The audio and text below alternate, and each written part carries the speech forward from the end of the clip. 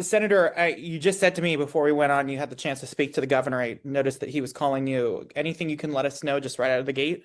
I think I'm going to let the state people release anything that's new. I've talked to the governor a number of times. Look, this is a heartbreaking matter for all of us. This is not Idaho. And what makes this all the worse is that you have first responders who put themselves forward to be the guys that run towards the trouble instead of away from it. So our heart goes out to the families. Our prayers go out to the families. But it is heartbreaking. Obviously, the firefighters have not been identified yet. We know there are two that have unfortunately passed away. One is in the hospital right now. We haven't got an update on that firefighter's condition, but we know it wasn't great last evening at the press conference.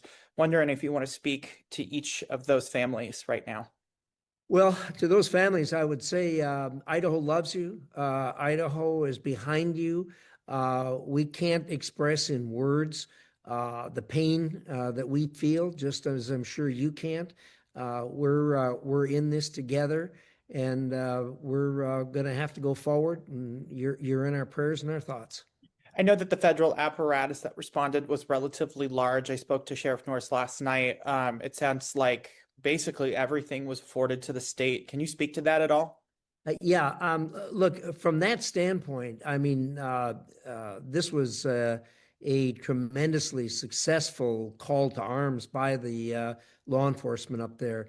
They got all of these federal assets from top to bottom. In addition to that, of course, they got a number of assets from our sister state that were very ready and willing to help, which we've done with them on occasions like this. So it's great to see everybody working together on something like this. Idaho is a place where law enforcement, firefighters, other first responders are so loved and respected by Idaho citizens that it does draw this kind of support. So it isn't surprising that that kind of support came to be as quickly as they did. And fortunately, we're able to get this taken care of before it got worse than the tragedy that it already is. Yeah, and I know that you've obviously had the opportunity to get more information than we have on top of what you have learned from your resources in the state and on the federal level. What more can we expect investigation-wise and resource-wise? Well, what I expect from a resource standpoint, at this point, it will change itself into a fact-finding enterprise to see and answer the questions we all have. Why? Why did this person do this? What motivated him to do this? How did he plan it? If he did plan it, those are the kinds of questions that everybody has in mind, and we deserve answers to those questions. And there will be what they do on these is they typically go through all the social media that this person is involved with, and as I understand, he was 20 years old, so probably has a very significant